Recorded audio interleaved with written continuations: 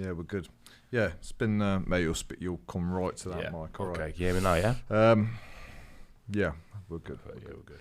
I reckon it's been, the last time I saw you was when we did Greco. Do you remember? Oh, yeah. It's got to be about 4. No, Matty said, I think you were fighting, I think that was before you went in. When was the Jake Ball fight? 2017. Yeah, I think it was to prep, because he was a tall lad when he was taller than you. Yeah, he was tall, yeah. I was watching you square up with him Yeah. on YouTube. And I think Matty said, Alex, will you come and do some Greco? Because it could get a bit rough in there. Yeah. Because he was a big lad. He's a big lad, but he didn't. To be fair, he's quite a tidy boxer, wasn't he? So he didn't really need to use the Greco. But it's always good to do, you know. And I like that, incorporating that. Yeah, but yeah, it's good to see you. Yeah, as always, mate. Yeah, good to see you. How's Little life? setup. It's all right now. Yeah, I like it. Yeah. No, I love it now. Coming here, do you know what? The best thing I've got to meet so many interesting people. So many, yeah. I mean, I had a cosmologist in a few months ago. Cosmologist? Like, he's like talking about space and the universe. Oh, really? And I loved it. Yeah, all smart fucking people. Really? I'm sat here going, Sick, do you know what I mean? But I've got to learn. So I think this is like episode 75 now. Yeah. So yeah, therapist, psychotherapy, and cool people like Jeff Thompson, Tony Summers, Matty. You know, all the goats, mate. Just get them in here, pick their brain. Jeff blows my fucking mind every time. Yeah. And but mate, I've been trying to set this up for ages. I'm super excited. Yeah. Like I say, with the logistics of things, obviously being out in Spain, it's obviously I didn't know when I was coming back because my fight got postponed, and I was kind of like wanted to come back before, but we just didn't get around to it. But we're here now, so yeah, man. Days. Yeah, but I was going to do it online, but then, man, I'm not a fan of it. Nah, it's better in person. Well, I was checking out a couple of the podcasts that you've done, and I think one of them, it was a really good podcast, but there was a massive delay on it, and then it was free. Do you know what I mean? Cause that was Paul. The physio. Yeah. And I thought, do you know what? I'm not up for that. Yeah, no, it's better like this, isn't it? It's much better. Mate, it's a small world. Like, you got 2 brothers, haven't you? 2 brothers, yeah. You got Jordan and Michael. Michael's the older one now. He's my age, right? 38. Yeah, 38. Yeah. We used to be good mates. Very small, very primary school level, like Sacred Heart. Oh, you went to Sacred Heart? Wow. And then you went to St Mary's, didn't he? Wait, you went to Sacred Heart for a bit, right? First, and then because he used to come around the house and play when I used to live in Tennyson Road. Oh really? Yeah. Yeah. Small world. I didn't even clock until. I can't remember how that came about. I think I mentioned someone I was senior, and then Michael's name come up. Because I know Jordan's younger, right, than you. Yeah, and then obviously Michael's the oldest one. Yeah. Jordan's a savage as well. Yeah. What's Michael doing? He's in the Queen's Cavalry. He's been in there for years. Is he? So he does all like the parades and stuff. Well, obviously, when the Queen died, he did all the musical instruments for like the parade and all. Yeah, he's doing really well in there. I'm going up to see him on Thursday. He's down in Windsor, and he's doing a parade down there. So I'm going to go and see him with the family. And Windsor's well nice, man. I've never been. It's fucking beautiful. Really? Yeah. Does he live down that way? Yeah, he lives there. Yeah. He lives in Windsor. Lives in Windsor. Yeah. Fuck it there. Yeah, it's really years, man. So yeah, he's doing well, man. He's doing really good. You got some savages, man. His brothers. Yeah. Something in the upbringing there, right? I think so. Yeah, mum's side, definitely. Yeah. Dad weren't about, was he? No, not really. No, he was very close to my older brother, but there was 9 of us, and really, you know, like, I think growing up, he was never really about. It was just I've just got memories of my mum. You know what I mean? More so my mum. You know, growing up, looking after us and stuff. So that's why me and mum were close. You know what I mean? So, and he was very, like I say, very, very close to my older brother, but didn't really have time for me and my younger brother. Do you know what I mean? I think that's what me and my younger brother. I think I'm more close to my both brothers, but more so more close to Jordan. You know? Yeah. Did she bring you up to be tough then, or do you think because like your dad went about, you had to go and make yourself tough at a certain age? I don't know. I think. My mum was a good disciplinarian because, you know, there was 9 of us, so she had to be like that. And I think, you know, like I've got 6 sisters, so I mean 5 of them are old and quite close in age. So imagine, you know, having to control 5, you know, lunatics. And I don't have sisters don't want me saying that, but so she had to be very, very strict, and she did a wicked job with us because, like I say, you know, so many of us, and you know, she instilled in us good morals because she's from a big family herself, an Irish family. So she, you know, and her mum was very strict, and like I was with her dad, so she instilled that into us, you know, and tried to rig us all good morals, respect, you know, respect your elders, and just be good people, basically. So. Old school, man. I'm still a fan of that now. I guess, was that her job then, to raise you? Did she work, or was that her job? No, she worked as well. She worked as well. She I mean, mum's a soldier, but obviously when we were growing up, my older sisters used to look after us. Do you know what I mean? So when, you know, my mum would be at work, my older sister, you know, who's 10 years older than me, the elder, she was looking after us, or whoever was, you know, next in line or whatever. So I had a great childhood, you know, like in terms of, or what we didn't have in materials, it was good growing up, you know, like we did loads of stuff. We played with each other, we played out, or, you know, we made the stuff to do. We didn't have phones or anything like that, but we had a lot of creation. Yeah, you know I think you just missed the phone generation thing, didn't you? I think it's like, the boom, didn't we? You're much, like I say, you're 3 years older than me, Alex. So you know, I think we were blessed. I was chatting to Emma Glenza, man. Like I was saying about, we were fortunate to be born just before the boom. So we grew up with it, but we still had the memories of not having it. Do you know what I mean? Which yeah. I know when you referred to it on the other podcast that I was listening to, I thought you're right, man. There were good times. You know, when you said about like having to go around and knock on your mate's door to see where, and I was like, "Fucking, you used to have to do that." Yeah, and you had a time to be back, and you'd be watching the time to make sure you were in. You know, you didn't have to call your mom or anything like that. So times were good. You know, I've got loads of good memories, especially with my cousins. They lived in Willenhall. We go over the park and we play like what was it called, World Cup or something like that, where someone would be in goal and there would be like, you'd have to play singles, and then whoever scored first obviously would go through, and it'd keep going until obviously the winner. But it was wicked growing up. I enjoyed it, you know. I had a great childhood. Yeah, we played that all the time too. It was good fun, man. It was really good. It's so different now, of course, but it's interesting you say when you talk about your mum, it's like I don't think there's anything better than that, than raising a fucking big family like that. Yeah, I think today everything's about like, well, what do you do for a career? Like, oh, what's your next goals? And I'm like, I think that gets trumped by just like bringing up a decent family. Like you said, the words with like respect and discipline. Yeah. And they're undervalued now, man. I think they should be everything. That's all you've got, really. Definitely. I think it's funny because I was reading something the other day, Alex, and we were on about like, you know, goal chasing, and you know, it becomes never ending because you kind of saying, oh, when I achieve this, then I'll be happy. Then I'll be this, then I'll be that, and it's never ending. You know, look at my mum. My mum didn't, you know, graduate or anything like that, but I think her success will always be raising us. Do you know what I mean? That's how could you define success? I think she was the success in raising us. You know, so yeah, it's just depends on what you want. But. Does do you think it's different for men and women though? So I think like for women, it's more accepted to like that can be your job in life to raise a family. I think with a guy, the first question people do usually ask is like, well, what do you do? Yeah, what do you do? Do you know what I mean? And it's like we have to do something that justifies fucking our worthiness. Do you know what I mean? It's like, like you've got a good one. You're like, I'm a fucking fighter. I'm a boxer. Do you know what I mean? I'm like, yeah. It's a hard thing to. It's like, do you keep chasing stature and worthiness through achievement, or do you just go, oh, I'm fucking, this is who I am, that's good enough? Yeah, exactly, that's a good place to be in. I think, you know, obviously, you know, Tony and I have some good chats, and we're on about it. So when is enough enough? When do you determine what your self-worth is, and when are you content with that? Because we're chasing, and I can be I could testify this through the boxing. You kind of thinking, well, when I become British champ, then I'll be this, then I'll be that, and it's like, well, when it doesn't happen or things are not going my way, it's kind of, you feel bad for it, and you feel like you're not a success, or, you know, that's not all the time, but I've had, you know, the period prior to the pandemic, you know, I was really coming to heads with boxing, because it was I was put so much into it that as a career and everything, that when things were not going my way, I'd really feel down about it. I'd be like,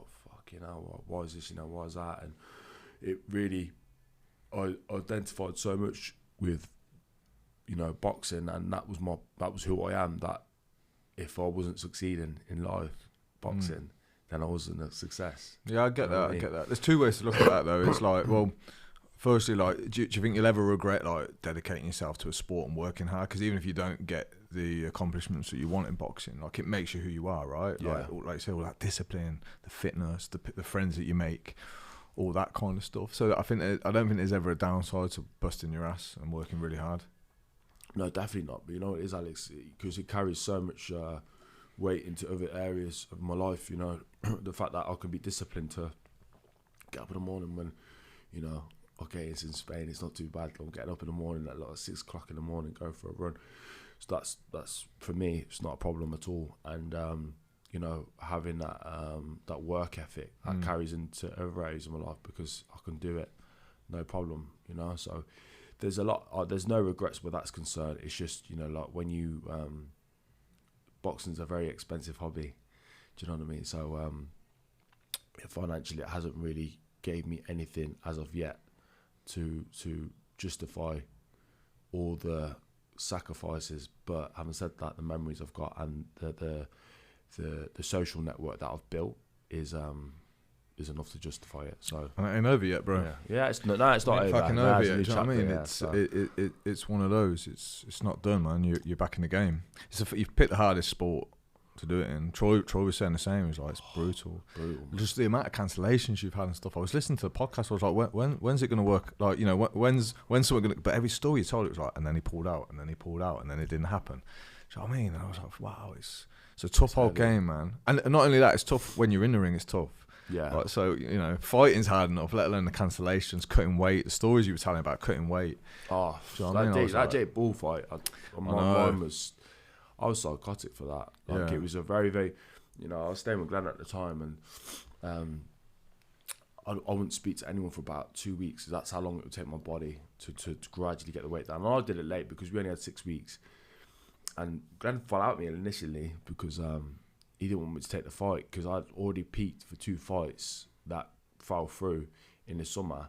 And he's like, oh, don't look. And I said, look, Glenn, we ain't going to get an opportunity like this. I said, it's a good, and I thought, I literally did think it's very beatable, which going on the fight, it was only that round in it, you know. And looking back now, listen, it is what it is. But I think the weight making didn't help at all, because it really put doubt in my mind as to how much energy I had. And then when I, you know, shit hit the fan and I got dropped with them body shots, I thought, fuck it, just got thrown the kitchen sink. And I realised after the fight, I was like, still breathing. I was like, my condition was really, really good. So, you know, it is what it is, hindsight and stuff. But yeah, well, you've always been a fit lad. I mean, that's one of the things I always respected about you. It's weird the way that I found out about you. Do you remember those videos Steve Reynolds used to do? Yeah. Do you remember? You were like one of the first guys to like. Do you know what I mean? I was like, fucking hell, that's new and different. Then everyone was doing it. But I was like, one day I want to make one of those videos. And everyone's doing it now, ain't they? Oh, everyone does it. And that's how I thought, that's how I found out about you. And that's how I met Steve as well. Steve's in today. Oh, is he? Yeah. Oh, week. I've seen him for years, man. Yeah, he's good. Just get a bit Sorry, closer. mate, That's all sorry. right. I'm just going to move that, mate. Yeah, just in no case. problem. Yeah, mate. Steve's in today. I fucking love that guy, man. He's Yeah. funny as fuck. Yeah, I love him. Yeah. But that's how first, and then your work ethic was just admirable, and you've always had that in you. And that's kind of why I want to speak to you today. I was like, how does someone get that fucking work ethic and mental toughness that you've got? Like, Yeah. you know, is it passed to you? I know you have to work on it, of course, as an adult, but is that from like your mum installing it in you, or do you think like it's just everything you've gone and contributed into your life? It's a good question, that is, Alex, because I always think about this, and I met Tony Summers yesterday and we were talking about it, and I think one of my biggest motivators is I know it's really fucked up, but I think it's pain. You know, like when you've been through like really horrible times, like dark times, and don't get me wrong, I had a great upbringing, great childhood and stuff like that. But you know, like I've been in, you know, places where I think mentally, not many people want to go, and I think there's a big stigma now. You know, no, it was a stigma years ago about, you know, mental health and stuff. And I never, like growing up, I never knew what it was. I just thought, fucking hell, it's just, you know, I feel really like down and flat, and you know, like I said, never really had a bad childhood or anything like that. And you know, people have a story, but I think not having a male figure growing up and kind of just trying to find my way in life on my own. Do you know what I mean? I think that was hard, you know. And I think you know, when I went to the Royal Marines, failed at that, and then, you know, other things, it was like went through a tough period where it was like, you know, I think they do, obviously they explain the chemical impact in your brain when it comes to, you know, mental health and depression and stuff like that. So I mean, I was just waking up in the morning thinking, fucking hell, I'm gonna get out of bed. Do you know what I mean? It was really, really dark, weird. It's about 18, 19. And like, this was before, so I was just thinking, I'm not fucking normal. I'm not, you know what I mean? I must be a fucking skits or something. But now it's a lot more open in today's world. But so I think, to answer your question, I think going through really, really hard times and not wanting to go there, I think boxing's always been a saviour for that. Do you know what I mean? So when I go running or anything like that, I can just feel great. Do you know what I mean? And I think I've attached that with a lot of things after I've, when shit's hit the fan a few times, it's been like, okay, go back to boxing, and I feel great for it. Hence why I come back to boxing this year, because there's a lot of things going on, and yeah, I think, like I said, to answer your question, I think pain's a massive motivator, and it's got me out of a few times things where I've become very happy and content once I've got into a good training regime, or I keep it on a consistent basis. Like it keeps my balance. No, I get it, man. Yeah. No, I totally get it. By the way, I still feel like that pretty much all the time. I don't think there's ever times where I want to get out of bed, particularly, even though I do all this work on myself. Yeah. Like every day I still wake up and go, fucking hell, don't want to get out of bed today. Sometimes it's about I can relate. Alex, it's everyone can relate, because I think there's so much, especially with everything that's happened recently. Like, you've got the pandemic and just things now, without talking like it's doom and gloom, because there's a lot of good in this world, but a lot of things have happened recently where you question things and you're thinking, fucking hell, like, a lot of things, like say with the pandemic, a lot of people like lost their jobs. They're like, they couldn't say certain things, they couldn't, and you just question and look at it now, like, you didn't need the vaccine now, you don't need the vaccine to travel, and you don't need this, you don't need that. So it's a funny one, isn't it? I think a lot of people have lost that direction, and that wanting to get out of bed without a purpose is like, that's why that thing that we started on about, like, about this constant goal setting and achieving. I'm like, I get the argument for like not living a life like that, but like, what's the alternative? I have no fucking goals and aims. Yeah, that's true. Yeah. Do you know what I mean? It's like, I think we need something to get out. We need something to fight for too. Boxing and training is the best thing. I get what you mean. I'm never happier than when I'm fucking in pain at the gym. I love it. Or getting tattoos. I love sitting in the chair, tattoos all day. Just love the pain. Tattoos, so do I, man. Yeah, I get it. It's my biggest motivator too. At least you're feeling something then. Yeah, definitely. I think you'd be, and I had this conversation again with someone about what makes you happy. Like, I'm having this battle in Spain at the minute because I've got my gym and I've pushed it so much, and Alex, the amount of hoops I've had to jump through to get it up and running right is, honestly, my mental health last year, I'd say the start of the year was probably the biggest test I've had in years, like mentally. Like, it was to the point it was grinding me down. I'd like just, when you're trying to get ahead in a system that doesn't want you to get ahead, it's really, really hard. And with the gym, it was almost like they didn't want me to succeed in Spain. So I don't think it's just in Spain. I made an inquiry about a piece of property around here. It was like this derelict fucking unit, and because they're complaining, there's no businesses about. No one got back to me about this unit, because I was looking at a little similar setup, and I thought, they really don't make it easy for you to set up your own business. No. Like you say, you start to question whether they even want you to go and do these things, or whether they just want you to sit there and fucking nod and agree and do what they tell you to do. But it's funny though, because like, I was thinking about it. I thought, why do they want a lot of people in Spain to have businesses? And a lot of people in Spain, and that's their prerogative, but they're quite happy to just sit on the beach. And who's like, the point I'm making is, who's right or who's wrong? Do you know what I mean? That's me trying to chase open the gym so I can say I've got a gym and be successful, and it does make me happy. But the hoops that I've had to jump through has really tarnished the enjoyment process, and I've got it to where it is now. But even still, it's like it's still a battle with certain things. No, I get it, man. I had the same kind of issues setting up the studio. It was hard times, and you still at the studio? No, I sold it. Really? Sold everything. Really? Sold everything. I don't know what the fuck I'm doing with my life, by the way, but I sold everything. Yeah, mate. You feel happy though? I don't, mate. I hate that fucking question. Don't know what it means. You know, when people go, "Are you happy?" I'm like, well, maybe sometimes. Okay, I'm better not. question then. Do you think it was was it for you a good decision? Looking at that now, yeah, like a ball and chain. Yeah, 6 a.m. starts, 9 p.m. finishes for 16 years. That's heavy. Yeah, good dollar that I was making good money. Yeah, and I enjoyed it. But my thought is like, when I get to the end of my life, do I want to taste more than the gym training? Yeah. And I was like, yeah, I do. And the mental aspect's always been more important to me than the physical, I thought. But now that the physical, you know, being able to push people in the environment, I really miss it, man. Yeah. Because I can't think of a better way than to get the best out of someone in an hour. Because you can, do you know what I mean? Physically, it's amazing. Yeah, it's but you can get the things that we're trying to get, like when we talk about mental health, what we're talking about, we're talking about resilience and discipline and being able to stick through tough times. And like, training is your go-to for that. Yeah. If you want to learn how to be disciplined and consistent, get yourself in good shape. You'll learn fucking everything, and you'll feel good for it. You feel great for it, but you learn all those skills that you've spoken about. Yeah, it teaches you those skills. I'm like, shit. I wonder if I fucked up. I wonder if I should have kept it. Who knows? Who knows? But I can testify from having that responsibility that it's people don't understand and they think, oh, you know, you got an easy life.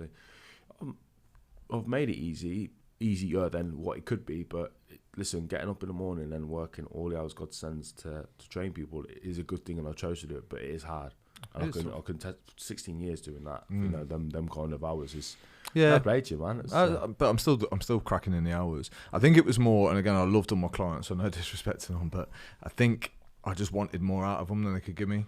Yeah. I got to the stage where I was training like really good guys, but it was more like to get out of the house and stay healthy, but I like to go fucking hard in the gym. I do. Do you know what I mean? I want guys who are hungry. Yeah. Not just want to lose half a stone. I want guys who are fucking hungry. Yeah, because I'm hungry. Isn't it? Yeah. Yeah, man. It's my attitude. Yeah. I spent years trying not to be like that and thinking, well, at least these guys are turning up at the gym. Fair fucking play. Yeah. And I respect them for it. But for me, it was more, let's crush it. Yeah. I like that attitude. Yeah, that is good. Do you think? What was the kind of age range that you used to train? Yeah, late. I'd say early 40s, late 30s, early 40s, and even going into their 50s. I think guys look at them, they wake up at that time and they go, "Fuck, I'm married. I've been married for years. I've got kids. I've got this job. And like, is this my fucking life now? Yeah. For the next 30 years, you know, I'm getting fat. Yeah. I'm not getting sex. I'm like, is this my life? Do you know what I mean? And even though I ain't married or got kids, but even I'm there, I'm like, fucking hell, this is real now. Yeah. This is you're nearly 40. This is real. You ain't got forever. Yeah. So, this is the times, you know. Well, I think you should always stay on it, really. But I think, you know, what you're saying there is like people that you train, and it's almost like would you say they're content with it? They're just like, they accept it. I think they're in between that, like they know they can do, because obviously they're doing something, but you've got to have a level of hunger. And again, something you said that resonated the other day, you were like, if this boxing thing, like when you look back, you want to know that you give it your best. That's why you're going back into it, so that you can look back and go, I fucking tried everything. And I just think I want to get to the end of my life like that, because I think if it was ended today, I'd look back and go, Alex, you didn't give it your best, man. Yeah. I'm not sure you'll ever get there where you go, I give it my best. But you know, there's certain things you just don't pursue or you don't do. Maybe you don't feel like that. I'm not sure, because you know you've made that big move, you've travelled, but I feel like there's stuff that I just ain't gone all in on, and I don't like not going all in.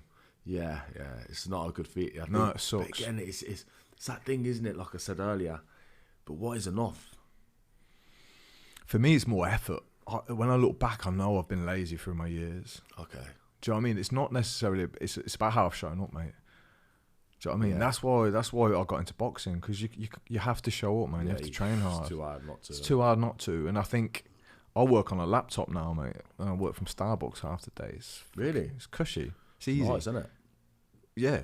But I'm probably more miserable now than I was when I was grafting hard in the gym. Yeah. Do you know what I mean? It sounds great. Yeah. Comfortable life, but it's like fucking no, it's not. Comfortable life's not a good life. Nah. Mate, no, take away your training, take away the discipline of the gym, and just kick back for 3 years. Exactly. You'd be bored to fuck. You'd be like, is this what I'm doing with my existence? No. Most men aren't built for that. They're built for fucking war. Yeah. Of some kind, whether it's mental, emotional, physical.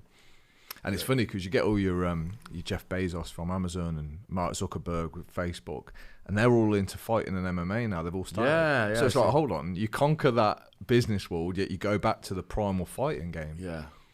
Like, there's something in there. There is something in there, definitely, for sure, because I think they've got that intellect to be able to achieve all them things, but like you say, we're primal people, we're primal species, so I think that you need, as a man, you need to have that.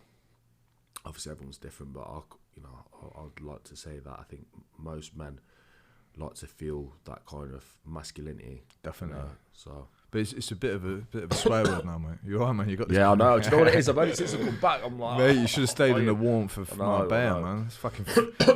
I mean, you've just come into a bit of a heat wave here. It was like -7 a couple of weeks ago. Yeah. Really? Yeah. Wow. Going back to that masculine thing, what do you think to Andrew Tate? I think he's brilliant. Yeah, me too. I think he's let himself down with the chauvinistic kind of comments, but do you not think they're more for like a? Sometimes they're taken out of context. Yeah, and it's a bit like, you know, when you have banter with your mates, when you say things that you probably don't really mean, but it's just you're in that environment sometimes, and it's a laddish thing to say, and you look back and you go, yeah, I get it, but it's not. I think his deep-rooted message is actually really fucking relevant. Yeah. Brilliant. I've seen quite a lot of him, and the first time I seen him was on James English podcast, and he did come across a little bit chauvinistic in what he was saying and stuff, and I can understand why people take his stuff out of context and label him this and that. But the things he actually says, when he breaks it down, and he could articulate everything he says in an argument. Look at Piers Morgan. I don't know if you watched the interview with bits that. Of it, yeah. So he was just trying to pick holes in everything he was saying. He was just like, no, like, and Piers was trying to talk over him and and he was like, no, he was literally answering everything. And what Piers was trying to do, the narrative was, he was trying to say, listen, you said these things. You wanted him to apologise, and Andrew was like, nah. Like he was answering everything he was saying. Like I say, he was articulating why he said what he said, and how you've got like TikTok, you've got let's say you've got Instagram TV, right? You've got let's say we're having a chat, we've got a 3-minute video. TikTok, they take 10 seconds of what you said, so they'll get to the most extreme bit, sure, but it won't show you what you said before. Yeah, it's that context. So then it's like that context. So you're just watching a 10-second video of Andrew Tate going, all women are hoes. Let's say, for example, yeah. But then he didn't say before that, the women that are on yachts with these older guys that don't post their pictures. They only post the pictures of them on their own, but they won't show the guy. Stuff like that, and then they'll make a joke on that. So point being, the media will flip it, and they'll try and tarnish him because of what he's saying is so. I mean, a lot of men love what he says. I think it's brilliant because, like I said, he answered it about talking about depression, and depression is real. Don't get me wrong. I think we can all testify to that. But he was saying, a guy written to him saying he wanted to kill himself. He said, well, listen, go and get a 6-pack, and then call me if you want to want to kill yourself. And the guy wrote into him saying, oh, thank you so much, you've changed my life. And he said, look, I'm not saying mental health's not real. It's just said, like, rather than giving him like a bit of sympathy and whatever else, he was saying, look, go and get yourself a 6-pack. And he said, I think we need that masculinity back, because what's happened now is, like, we live in a society where everyone's just like, oh, it's okay, it's this, it's that, and it's a fine line, isn't there, with mental health? I think there is a fine line with it, because whatever you might be feeling, that's how you're feeling. So I can't turn around and say, oh, well, just pick yourself up. It's not as easy as that. I understand that. But there's a fine line. What he was saying was, trying to teach people give them a coping mechanism of dealing with things when things not going your way, because that's life. Do you know what I mean? We've all got a story. We've all got a sub-story. Yeah. We need to, because what we don't want is a generation that think, oh, okay, I don't want to get out of bed in the morning. And that's it. And just succumb to that feeling, because you're always going to get that. But we've got to have that kind of spirit where I think, you need to fight. Life's a fight. That's how I see it. I know. Do you know what I mean? It is, I know. No, I get it. It was actually Glenn that put me onto him. He was like, check out this guy, Andrew Tate. And I didn't for a little bit, but then I had this other guest on who was from the Mankind Project, Lawrence. He was a top guy, but he kind of said Andrew Tate's is a bit poisonous. Like, so I thought, Glenn said he's quite cool. This guy said he's poisonous. I thought I'm going to go and check him out. And they had fucking millions of viewings. I thought, well, he's saying something that people are. And I think what I've learned from him is he's just saying what a lot of men feel who haven't got the balls to say what he wants to say. Yeah, for sure. Yeah. I think that's what it comes down to. For sure. We all want to say, a lot of the things he says are fucking true. You know, like, hey, we can all relate to some things that have happened, or, you know, just his general kind of outlook on things.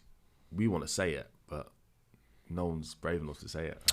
Yeah, you know what I mean? I got to this revelation last week. I was like, there's certain things I want in my life that I've had difficulty saying out loud, but they're just true for me. It doesn't mean they're right or wrong, but they're my values. Yeah, especially in relationships. Like I quite like the old-fashioned traditional values in relationships.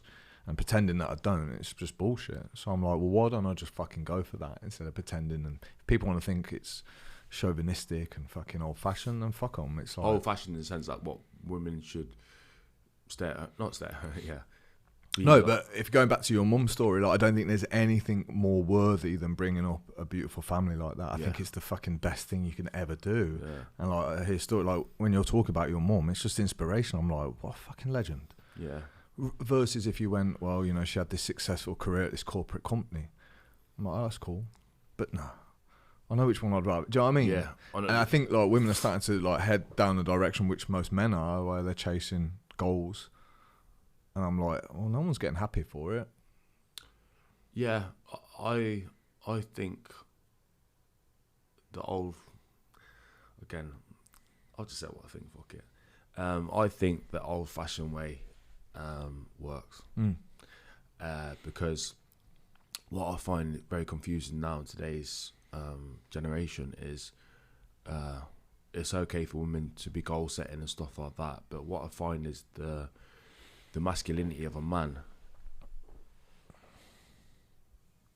you know, co-parenting and sharing the workload in terms of like he goes out to work, she goes out to work, and then they look after the kid together. I don't know. I just, for what I've seen, it's just my experience. So I might be wrong. It might work for a lot of people, but it doesn't work. Because the roles of the relationship don't work. Do you understand? So basically, a man having the alpha male kind of, you know, look after your woman, and you know she's looking after the kid.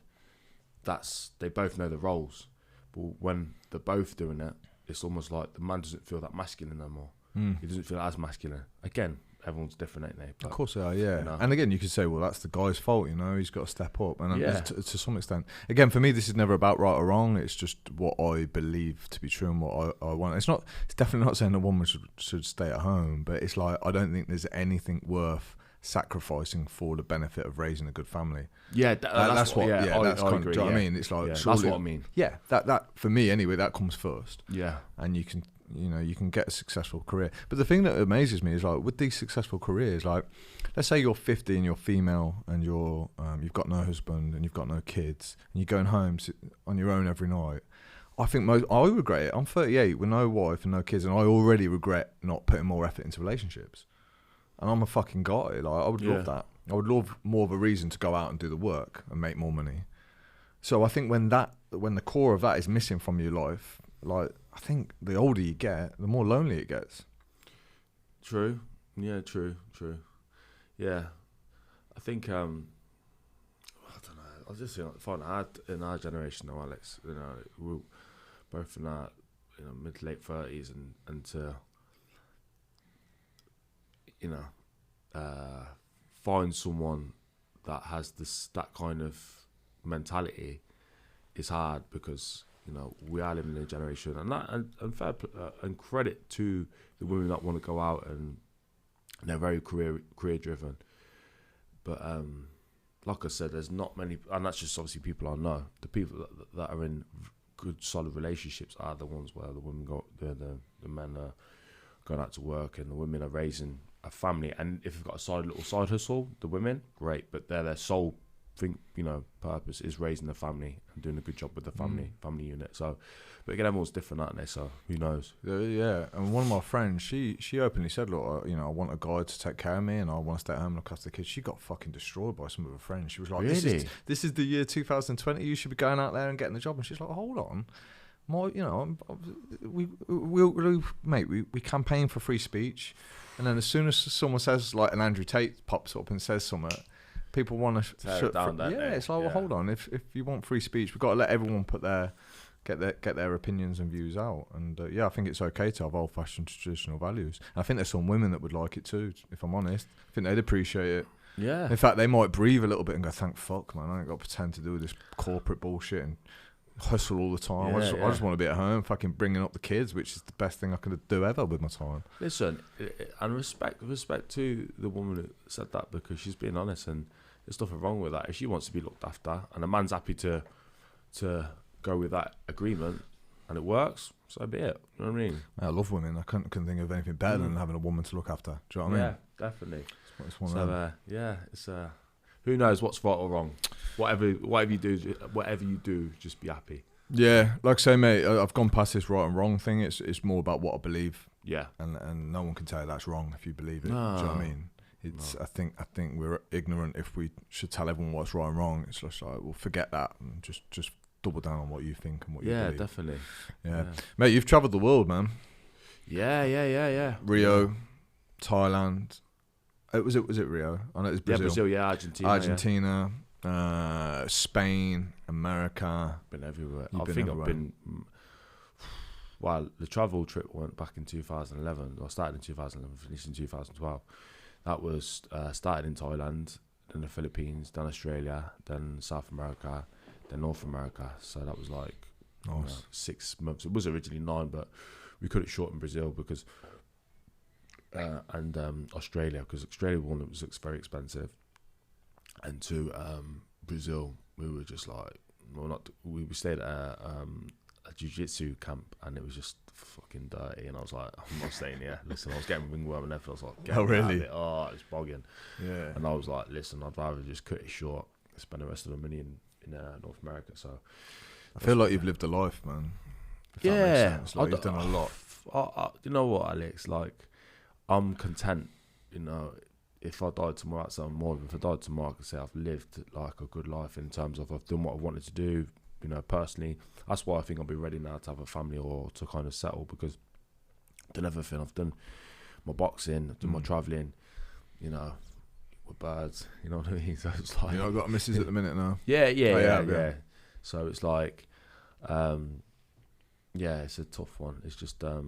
it's hard to settle down. Yeah, man. It's hard because, you know, like, I still love life. I still love, you know, going on nice holidays. I went to Bali and Colombia and Peru this year. So I was kind of just grafted all the year with the gym and everything else. So I was just like, I need the 2 months that are so busy in Marbella, that's to the point where it's so uncomfortable, the traffic and everything like that. And all my people, they just want to party by then. So it's like, listen, you just have a couple of months of enjoying it and come back to me in September, which is what they do. And went to Bali, amazing, and then Peru first, and then Colombia, and it was just like, that was my bucket list. I thought, right, I'm done now. If I have kids now, I'll be happy. Do you know what I mean? Colombia is supposed to be beautiful, man. Beautiful, safe as well. Like, a lot of people were saying it was it's dangerous because of the stigma with the Pablo thing, but that's done now. That's like years. That's like 90s. I'm sure they've got cartels and stuff and whatever else, but in Medellin especially, it was really, really safe. Yeah, people talk about that, but I'm like, you know, you go out for a night in Cobble, Birmingham, and you go to wrong places, you know, you're probably in as much fucking bother there. Do you know what I mean? It's like, for sure. Yeah, I think you're more respectful. Or I am when I'm in different countries too, like especially like a Colombia kind of city. Oh yeah, you kind of know not to mess about, but again, it was safe, so I didn't really feel that, you know, that danger or that energy. Having said that, when I went to Brazil years ago, I felt it really bad. I went to Brazil. I didn't enjoy it because when we got there, they said to us, look, well, if you go out, and we don't recommend you do. I thought, well, that's a weird thing to say. They was like, don't wear a watch, don't take any money out. And I was like, well, yeah, what are we going to do? Just walk around the streets? And they were like, Yeah, pretty much. Yeah. So we stayed in this beautiful hotel, beautiful beach, but we could have been anywhere, kind of thing. Yeah. So it was one of those. It was a strange. Yeah, but I've got the travelling. But I did 6 weeks in Iceland in April. That was cool. Oh, did you in Iceland? Yeah, that was cool. In April. Yeah, I went and lived there for 6 weeks. Really? Yeah. Wow. Yeah, I just wanted to get away for a bit. Yeah. Yeah. That was cool. I like Scandinavia. I like cold. Yeah. I like the cold. I like snow. Yeah. I like climbing mountains in the snow and shit. Really? Like Yeah. Like you say about that pain, Viking, man. You're a natural Viking, ain't you? Well, I don't know about that, mate. I've seen this fucking beard. But yeah, I just like being out in the snow, and I like that idea of. I like nature, man. Yeah. I like it. I like being stripped of all anything fancy. I like a basic life as well. That's good. Going back to my traditional values, I just like simple, you know. Yeah. Fucking all this social media, it drives me insane. That's the one thing I dislike about my business now. Social media. You got to be on social media, ain't it? Alex, I wouldn't have it. If I weren't boxing or business, I wouldn't. Honestly, I would not have it one bit. No, I fucking hate it. I'll do it. You know, it's a catch-22 because you got to use it for business, and it helps with, like, especially with boxing, with staying relevant, tickets, blah blah blah blah blah, and the business obviously with the gym, got to stay relevant. But I fucking hate it. It's just like it's what it's done to kids this day and age. Is like, especially with girls, man. I feel sorry for them. You know, like the way they want it to look. The amount of pressure that they must be under. I mean, they all look. A lot of them look the same. Do you know what I mean? Like the lips, the things, this, and it's sad to see. And like the lads as well, they're like egotistical. Oh, this more karma, this. You know, like look like they're smashing it, but they ain't got pots of pissing. And I don't mean that nasty, but you know, it's the truth. So. Yeah, I know, mate. I had a guy called Steve Neal on last week, and he said his friend who killed himself, he said if you'd have gone on his Insta, honestly, he looked like he was having a party. Really? Yeah. On the ball, yeah. It's sometimes the more effort you make to make it look like you're having a great time, it's like it's a sign, actually, you're probably not. Yeah. Do you know what I mean? Yeah, it's dangerous stuff, man. I have that battle every time. Like today, it's on my list. I've got to put out an IG post. Part of me's like, fucking, I don't know. And then I end up just saying what I think I should say and putting it on there. It's just rather than having to think, do you know what I mean? Rather than saying anything really useful or saying what I really think, it's just like tick, done. Yeah. Because, you know, the business then stays relevant, your presence is out there. Yeah. Do you know what I mean? It's one of those things, mate. I'd drop it tomorrow if I could. Yeah. I had this idea for next year of, like, you know, like if you went on my IG, for example, there'd just be a post saying, you know, we're off social media for a year, we're working on ourselves for the next 12 months. I thought that would be really cool, but I think you just get lost. You get lost out in the algorithm. No one will go on your page anymore. You're not relevant. You're not putting anything. Like, where does this podcast go? Do you know what I mean? It's one of those. Difficult one, isn't it? Yeah. For where you are at the minute. Because, Yeah. like you say, when you're trying to grow a podcast and you have to be out there. Yeah. It's almost like, what better platform is it than social media? But I know. again, it's a medium that gets sabotaged, isn't it? Yeah. How's your gym going then? Is it going well? Fantastic. It's 12 rounds. 12 rounds. And the thing what I love about it, Alex, is like I had a vision, right? And the funny thing is with the pandemic, the boxing was coming to a head because got offered a fight in Canada for like a WBC silver cruiserweight title, and in the September 2019, which I took, and it was only like 5 weeks notice. The kid was a knockout artist, and I said to Glenn, I swear to God, I'll spank him. Because he was good, don't worry, strong, but he just slow feet, and I thought I'll ping the head of him. Anyway, that fell through. The pandemic happened, and then I was like, shit, man, what am I going to do? There's no shows, and long story short, one of the kids I was training, I was covering for one of my pals in MTK Marbella, and like PTN, and this kid he messaged me saying, "Oh, you train people?" And I said, "Not really." I said, "Not really, but if you want to, I've got a bit of kit in my garage. Got like a row arm, and I was doing little bits myself because we weren't allowed on the streets." So I started training him. Then another lad started training as well. So like Ben and I was charging like €50 an hour for the session, right? That's a standard in Marbella. Then what happened was the kid was losing weight, this Scouts kid. So he was losing weight really quickly. And then everyone was asking, "Oh, fucking hell, you look wicked. Where are you training?" Because there's obviously no gyms open. "Oh, go to Sheds."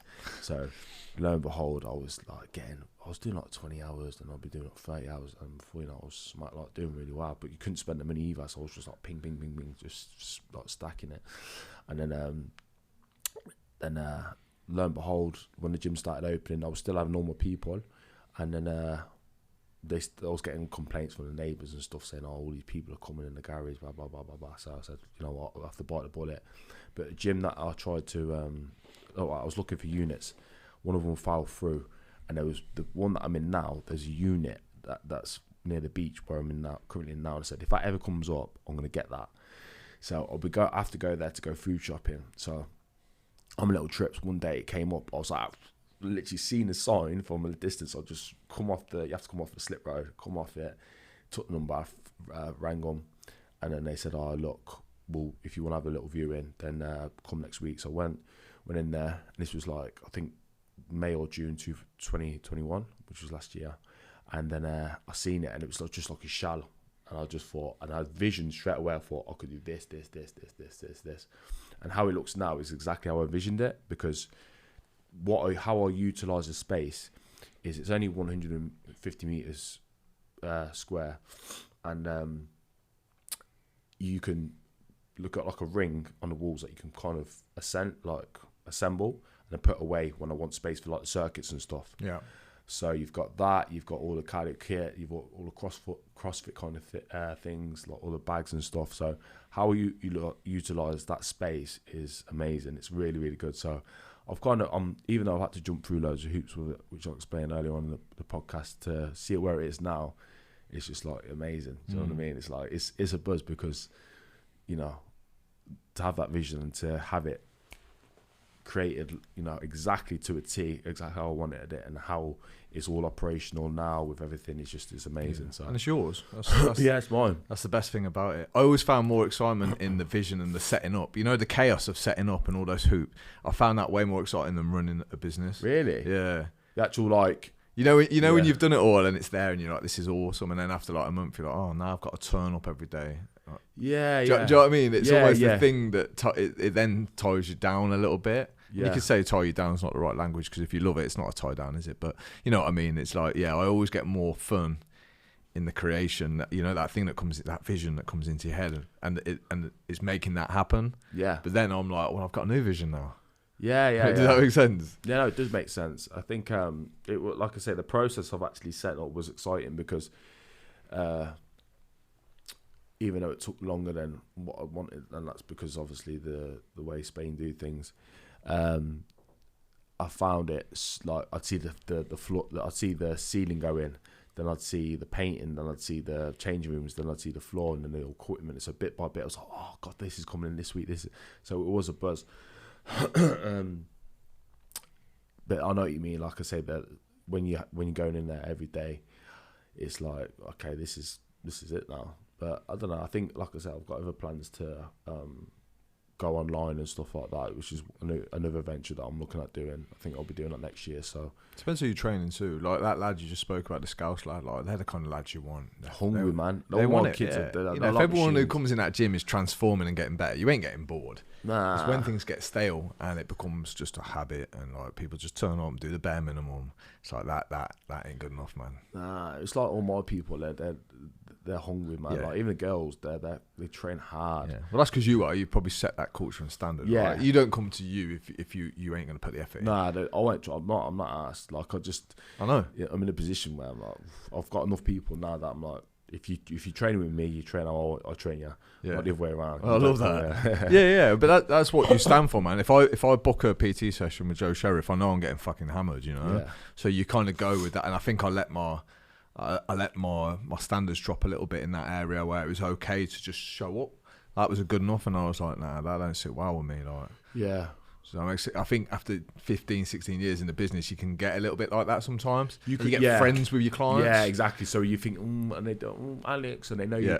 They got you back around their finger, and they're like, and you're like, oh, okay then. Yeah. So I get it. Yeah, ending up being a bit too nice. But this, I'm sure you've told this story 100 times, man. This boxing game, like, where did it start for you? Because you're always kind of like a fit lad, weren't you? You're playing footy and you wanted to join the Royal Marines, and obviously with the injury that you had, you couldn't do that. So what was the thing that made you think, well, boxing is the thing that I'm going to give my life and soul to? Well, I love football growing up, and as this disease, well, not disease, it's called the Oscar slat. It's like an injury. So you grow up too quick. Like you have a fast growth spurt, and what it does, it causes like some friction on your knee, like a lump kind of thing. So it's and it was really painful. So, you know, to run in a straight line was, you know, you couldn't do it. It really altered your the way you do things.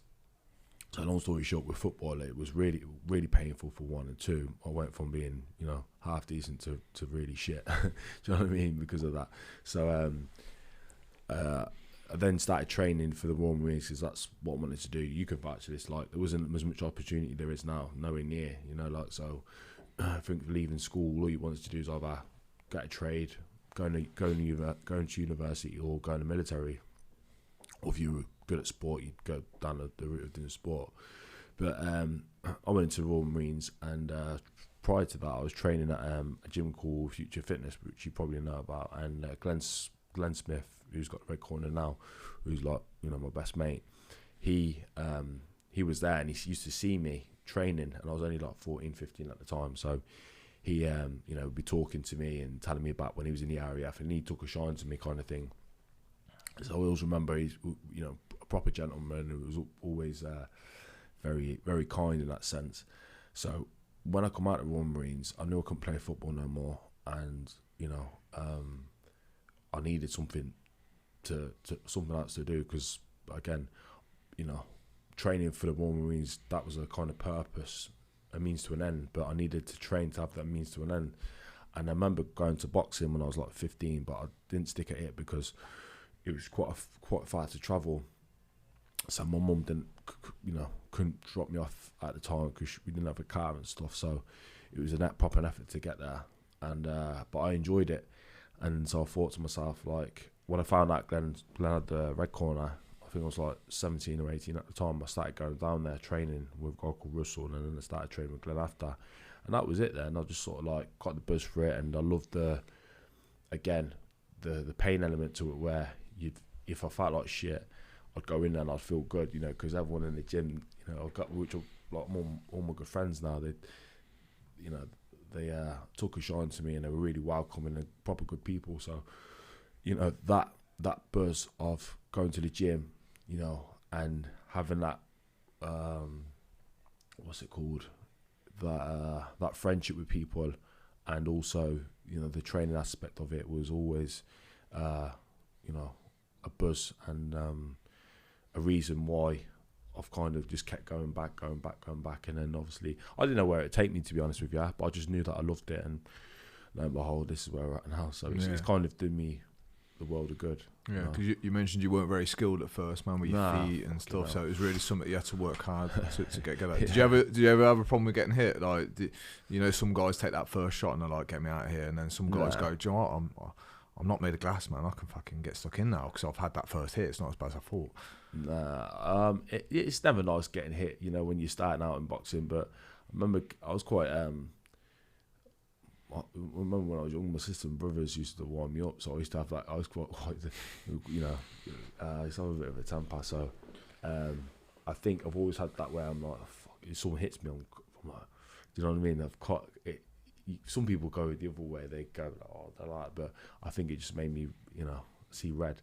And I think after a couple of spars, I thought, right, okay, well, if it's like, I suppose it's like, you know, if someone's trying to bully you, you can either go, as it goes, fuck it, you know, I'm not going to do anything, or you think, oh, I'm going to fight back. And when you realise when you fight back, they don't hit you as much.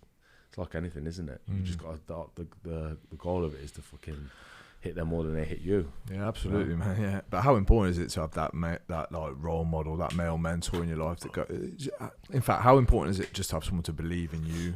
Like with Glenn, like for example, and there's been a couple of guys in my life that have they've almost believed in me more than I believed in myself. Yeah, definitely. Glenn's one of them. Glenn's amazing because, you know, after what happened when I went traveling in Vegas, I thought that was my boxing career over, and he really believed in me when no one else did. Do you know what I mean? Because it was really horrific what had happened. So he kind of instilled in me like, "Nah, we'll get, you know, you'll be a champ one day," that kind of thing, and really pushed me into really motivating me, because I thought if I ain't got a reason for myself, at least I got a reason to do it for him. Do you know what I mean?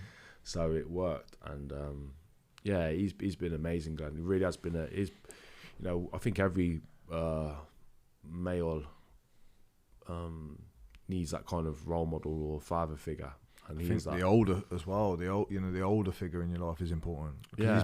He's been through it. He's been through more.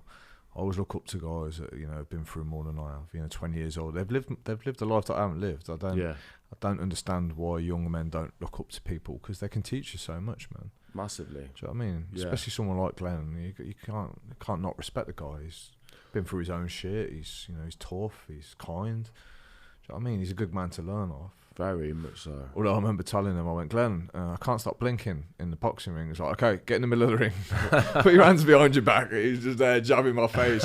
Keep your eyes open. Fucking keep your eyes open. I was like, I asked the wrong man for help on that one. Yeah. In fact, I remember seeing a video. It didn't get released, this one, because I don't think you and Glenn would have liked it going on all over the internet.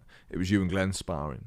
Oh, I remember, yeah. Fucking war. Battered me. It was like, well, it was a war, mate. Yeah. I think you had concussion for about 5 days after you said. I swear to God, Alex, couldn't even remember my fucking name.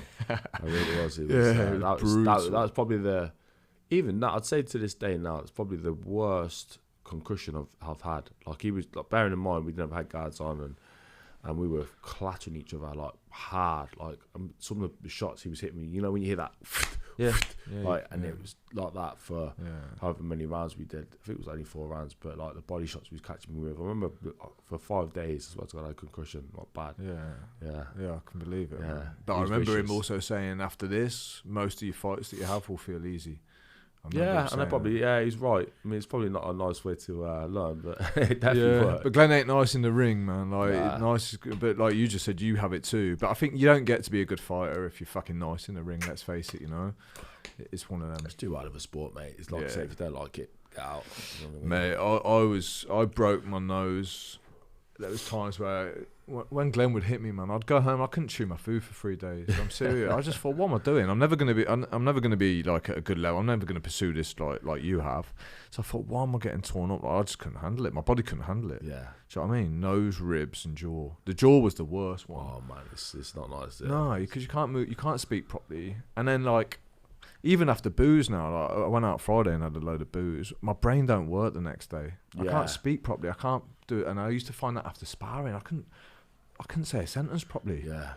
I was reckon I had a bit of concussion too. It's like, back in the day though, concussion was just like a headache. Yeah. You just crack on anyway. Yeah. You just go back sparring. Yeah, like it's normal, but it's not. It's well, now all this info's coming out going like it can fuck you up. Yeah, in the long run, it could really fuck you up. You know? Yeah. So no, it's great to have that person in your life that, like I say, almost helps you carve out a path, can guide you because he's been there and support you and help you. I think it's really fucking important. Yeah, definitely. Most men miss it. Yeah, they do. I think when, like you say, you've got someone that gives you that guidance, because you hear a lot of people go, oh well, if I didn't have this person, then I'll go down. I wouldn't have gone down. I don't think I would have gone down a bad route, but to have that person almost give you a blueprint of how they've been successful and giving you support to do that, I think is helped massively to in my life, because what is success? Would I say I was successful? I would say I've lived a life on my terms, so that could make me successful. I fucking think so. Do you know what I mean? So when I look at it, I haven't got millions in the bank, I haven't got things, but I've actually lived my life according to how I want to live it. So could we have more money? Would it make me more happier? Who knows? But I can testify by saying that I've lived a life where I've had fortunate people around me to help mentor me in the position I'm in now, and without that, who knows where I would have been. Like I said, I don't think I would have gone down a bad path, but I think having that influence is massively important for people. And what's really cool, mate, is whenever, like, if I'm speaking to good men like Tony, Matty, Jeff, Glenn, whenever your name's mentioned, they just fucking light up, and they've only got good things to say. So, do you know what I mean? Anyone that knows you, it's always like, oh, Joe's a top lad, isn't he? Do you know what I mean? You're well loved, especially in that community that you've got. Yeah. So that's always a good sign as well. Like, you're clearly doing something right. Yeah, but I think that just shows the kind of people they are as well, because I think you attract the people in your life by who you are as a person. And like you say, I went out to the Red Corner Christmas do on Saturday, and I was like, I actually thought, what a fucking good bunch of people, like just nice people. Sure. No, like, you know, and you know, Matty, Tony, Glenn, P, fucking hell, P's a monster. Like, they're all tough men. Do you know what I mean? They've all got that in them, but they're just proper gentlemen. You know what I mean? So with no egos, they're just good people, and you put them in with anyone, you know, in a fighting situation, and they'd come up, you know, that the other person would no doubt come up short. But it's just like I say, good people, good people. You know, you attract is by how you are as a person, and yeah, I think that just shows what they are as well. Because, like I say, we're all kind of like-minded people, you know. Yeah, and going back to that depression point, I think like if you sent me off to a camp around good people like that, I think you'd find it hard to be depressed. You know, if the energy's up and everyone's doing the right things and they're encouraging you and they're eating well and they're training, it's hard to be depressed in that environment versus the environment that you've created for yourself at home. Yeah, definitely. That makes sense. Yeah. So I think that plays a big role as well. I know that I'm buzzing, like even in the studio, like now I'm like buzzing. How can I be depressed? I'm fucking chatting with Joe. Yeah. Do you know what I mean? It's one of them. Yeah. It's interesting. So I think we contribute to our own downfall, is what I'm saying sometimes. Yeah, definitely. I think again, surrounding yourself. Whenever I've been in a really low place, I think training, surrounding yourself with good people, and not let yourself wallow in that kind of, because depression, when you're feeling really low and down, you kind of want to recluse, and you don't want to be around people because you don't want to give off that energy, but you feel so shit in yourself that you don't want to put it onto other people, and you just, yeah, like I say, you don't feel good to be around anyone. But you have the courage to be around good people, and you'll soon find yourself not wanting to, how can you, like you say, how can you feel down when you're around people that giving you good energy and you know, lifting your spirits? And like you say, training is a massive thing as well. That's, for me, it's just feel like shit and go for a run, and then after tell me if you still feel like shit. Yeah, no. Do you know what I mean? Or you know, go and punch, you know, a set of pads for an hour, and then, you know, okay, it might make you feel better for however long, but keep doing it, and like I say, it soon get it out, yeah. So. Yeah, man. So you found out you were good at boxing, man. You had this nice little record on the go. You fucked your hand up. I know that you did some damage to your hand in one of the fights, right? Yeah, that was well, in my professional career, I've done that quite a lot. But when in amateur, as an amateur, fucking look at those big hands, though, bro. Fucking hell. Right. That's why. Look at these little fucking girly hands. Look at that. That's why I'm not a professional boxer. That's why I want to be a writer, dude, and not a fucking fighter. Do you know what I mean? But no, so as an amateur, I got to the under 20 national final in 2010, and I fought in the quarter final and I damaged my hand, and because I got to the quarter final, what did I get to the semi final the year before? Yeah, I got to the semi final. I got robbed. I really did generally get robbed, and I thought, you know what, fuck it, I'm gonna go. I can't not fight in the semi final because I only got to the semi final the year before. So I fought in the semi-final against a tough kid, and my finger was broke, and I actually went to the hospital to get it x-rayed, and they said, look, but then what I did is I kind of like blagged to my trainer. I was like, no, it's all right, Dinesh's his name. And so I ended up fought a Geordie kid, and I remember putting Voltron on my hand, right? So thinking that thing, so I was just bang, bang, bang, because the adrenaline numbed it. When I come out after I won, my finger was bent like that, and I was like, wow. And I fought a kid called Chevin Clark in the final. He just fought the Olympics, and he's making his way in the pros now, and he's shit up. I fought him in the final. He was knocking everyone out. I thought, oh god, here we go. But I remember fighting. I was so nervous in the change room, so I just thought, my hand's gone, but I was going to give it all my all. The first round I come out, it was only 4-2s. First round, I think I went up boxing lovely. I think it went up it was computer scoring. It was like 4 points to 2, so it was 2 points up. And I remember him come out the second round, he's just gone bang. I remember it hit me. It's the only time in my amateur and professional I've been hurt bad. I mean, I got dropped by Jake Ball to the body shot, that was different, but to the head, I've never been hit like that. And I was like, ooh. I remember just blacked out for a second. I was still on my feet. Ref gave a standing count, and because he just threw the kitchen sink, I was still trying to get my head thinking. The ref gave another count, and then when there's 2 counts in a round, they just stop the fight. So I was like, fuck, so which premature maybe, but it's what it is. But yeah, I did my hand in that kind of, I think, a couple of fights before, and then obviously after that, went travelling and then turned professional. So yeah, it was during the travelling that you spoke about Vegas earlier. You touched on Vegas. yeah. So it was during that stint of travelling. Yeah. So this was what, a couple of days before you were due to come home after this lengthy period of travelling. So you were there resting your hand up, and then fucking hell, your world changed, man. Yeah. So basically, what happened was, I went obviously travelling for the time to. I spoke with Glenn and said, look, the time that I've got off now to heal my hand. Some people should say, oh, you stay in the gym. But I said to Glenn, look, I'm gonna go travelling, get out of my system, because I know that before. It's something I want to do, and you know I'm still young, 24. I wanted to turn pro at 24, but I went travelling. I would have come back 25, to be fair. So yeah, still young enough. And I remember being in LA, and it was like 10 days from flying home. I said to Glenn, oh, I can't wait. You know, we're gonna do good things. We're gonna be British champ, world champ. We're like, you know, talking the talk, and then. It's in Las Vegas. Went to Las Vegas. Went for the Miguel. We didn't actually go to the fight, but the Miguel Cotto and Mayweather was on. So like the weekend was kicking, and we were there for a week. And I think it was a couple of days from flying home. It was a weekend that Mayweather fought Cotto. Yeah, it was that weekend. We went out and we were supposed to meet these Canadian girls. The Hard Rock the following day, and I said to my mate, look, we're basically like, you know, a couple of days away. Why don't we just have this as today and tomorrow, last night, just go straight through. And he's like, yeah, fuck it, sweet. So then we went to the Wing nightclub, and about 5 o'clock in the morning, this taxi driver pulled up and said, oh, guys, man, you want to come to a strip club? And he's like, you know, $200, all your drinks, all your dances. We were like, fuck it, why not? You know what I mean? Keep it. And we'll go straight from there. Or we'll go back, get a shower, and go straight to the Hard Rock.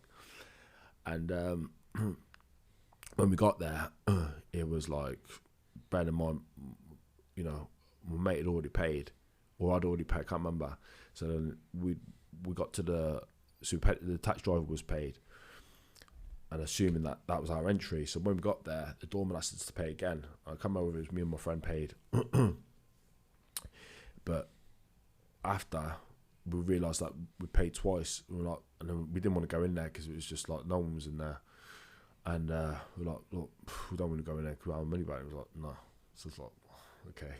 So it was almost like they were trying to extort us, and so my friend, you know, he threw a bottle on the floor out of frustration, but I think it was like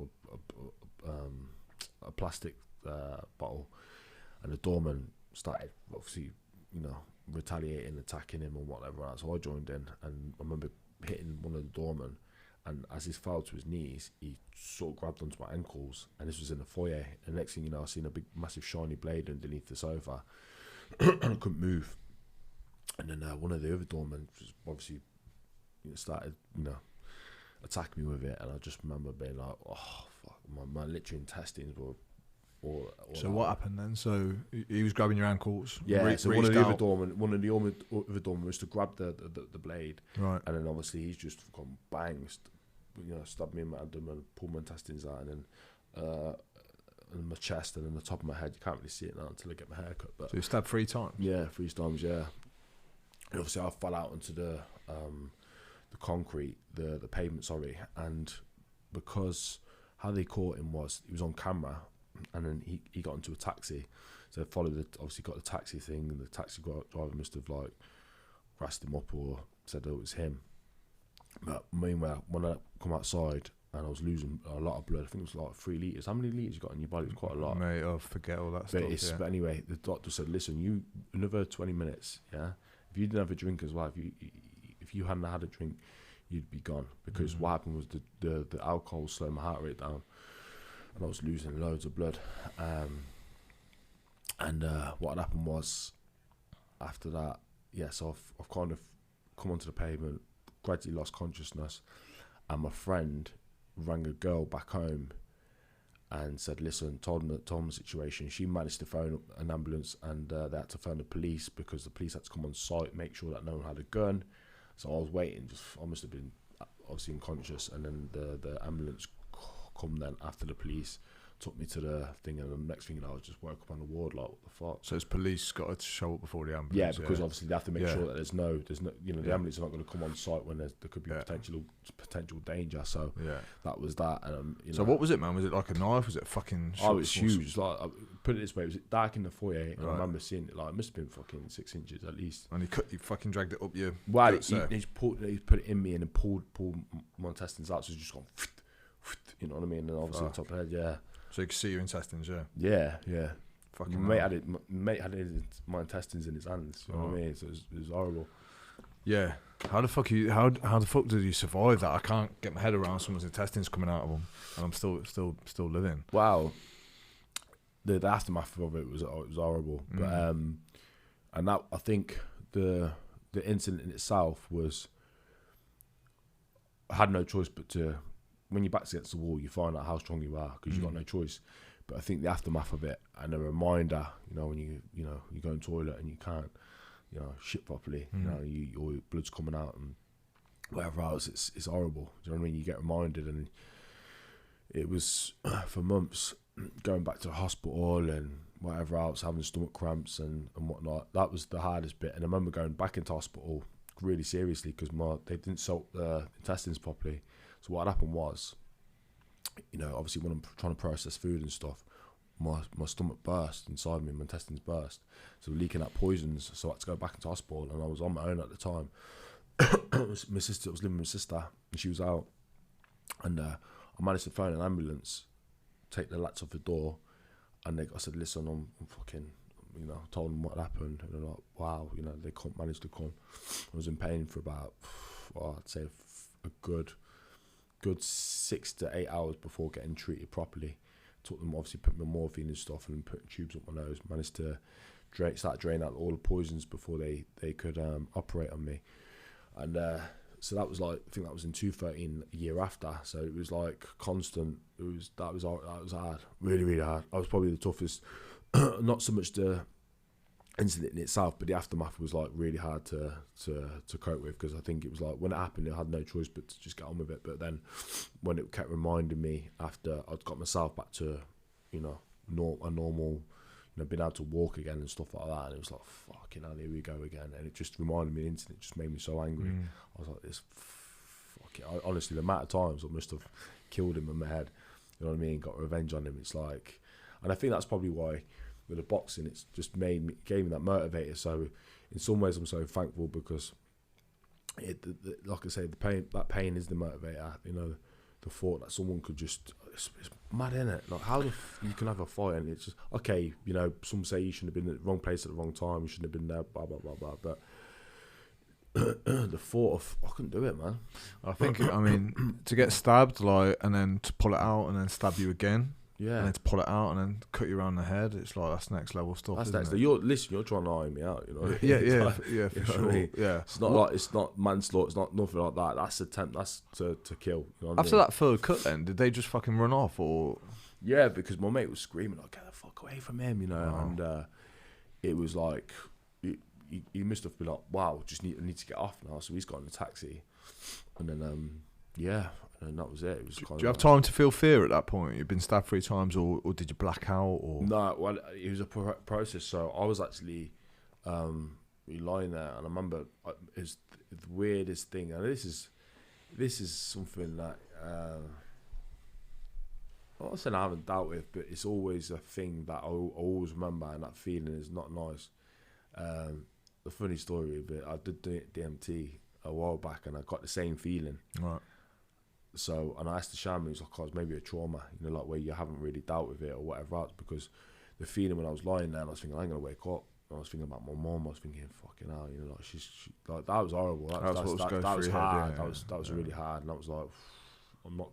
The thought of your immortality, you thinking, it never happened to me, and then when you're lying there thinking, I ain't gonna wake up, that's a scary thing. Were you seeing anything? Like, was there any like real vivid images that came to you at that point? You know what? It's funny because I remember like my mum's mum, my nan, like I was only 7 when she passed, but I remember just like seeing her, and it's weird. Like it's very strange. Like I remember seeing her, and fucking, I don't know whether it's like I was lying there seeing the light or whatever, so I can't because it was so long ago. But I remember seeing that image. And I remember the thought of thinking, I just thought my mum straight away. I thought, yeah, it's weird, isn't it? It's heavy, that, yeah. Do you think you died a little bit then? Do you think that's what happened? Probably, but I don't know. Who knows? But I feel like now it's made me a lot more. I've always believed in God, but it's made me a lot more. It gave me more clarity that this time on this planet is not the end. This is we never end. It's never ending. Do you know what I mean? What do you think happens? What do you think happens after? I just think we keep reincarnating, or I don't know, we go to another realm or something. But there's no way this is the end. That's just my belief. Who knows? But I think what I felt, and yeah, I just think we just keep carrying on and on and on. This is just our soul keeps going on, continuing, and this physical body that we're in, this vehicle, should I say, just gets left behind. It's interesting that you compare that to the DMT experience too. So, I mean, Matty and Jeff are big believers in this. They're like, it ain't over when this physical shell dies. It ain't over, and I can kind of like, it makes sense if you believe in a soul. Yeah. It makes sense that might continue once the physical body's dead. But it's interesting speaking to guys like you who've probably gone close to. I mean, you're not going to get closer to dying than that, are you? In your lifetime, like your fucking intestines are out in front of you. You've been stabbed 3 times. So like they're the people that like they almost get this little flirtation with death, and they start to see things, and they start to see these lights that you hear about in all these films, and memories and fucking vivid kind of like scenarios, imagination, and it's crazy, man. It's like with the DMT, because they say that you die, don't you? You're close to death when you do DMT, and you know the I remember seeing the first time I did it. I've done it twice. The first time I did it, seeing like Egyptian hieroglyphs and pyramids and stuff. And I don't ever think about that, of Egyptians or anything like that. But the second time I did it, I felt the trauma or the pain of obviously when that thing happened in Vegas. But then I did psilocybin when I was in I sound like a fucking psychedelic junkie, but I just was curious about trying it in Bali. And when I did it, I seen the same thing. I seen a lot of Egyptian stuff and a lot of African colours. So I seen a lot of hieroglyphs and whatever else. So it just made me question my my ancestry, and because I've seen that 2 times in psychedelic experiences, and I never think about anything like that. I don't think about. I'd say I'm more, you know, obviously my father was Jamaican, my mum's from Irish descent, so I feel more towards them kind of, you know, that background as opposed to African Egyptian. Do you know what I mean? But I've seen that really vivid on the occasion of the first DMT I'd done and the psilocybin. So I just think it's definitely verification of some sort that we just keep carrying on, and our ancestry, you know, I'm trying to say, you know, these messages from our ancestors. Do you know what I mean? Without going too fucking deep and spiritual, but yeah, I just think that we definitely keep we go on. You know? Yeah, that's what I'd like to try, the psilocybin.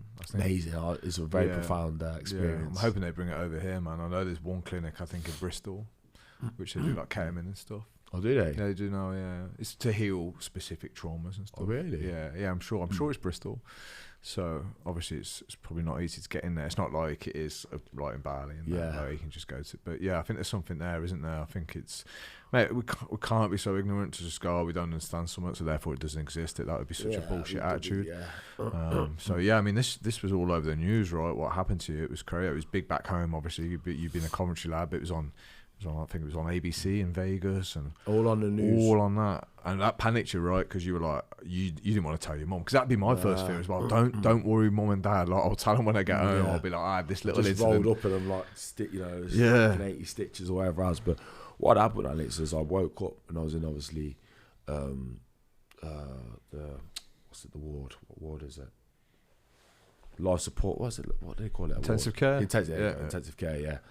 I was working with intensive care, I remember being on the ward like, wow, this is heavy. I was in agony. I remember like the nurse, you know, it's morphine out my nut, and I remember just like putting on the TV, and I just seen all like the helicopters flying around and thing. It was like, you know, UK or you know, a guy from the United Kingdom had been, you know, stabbed and blah blah blah blah, and it was just so surreal. Wow. You know, even like they had to put like a fucking a cop on the ward because they were worried about someone else coming out, because it was Russian mafia money for the facility that they had, and obviously it was Black Dorman that stabbed me, but yeah, they were worried about that, so it was really really surreal. But yeah, it was yeah, so these weren't just your regular doormen then, these were, like you say, fucking gangsters. These were gangsters, yeah. It was all gangsters, so yeah, it was really really surreal. But again, I didn't want to tell my mum because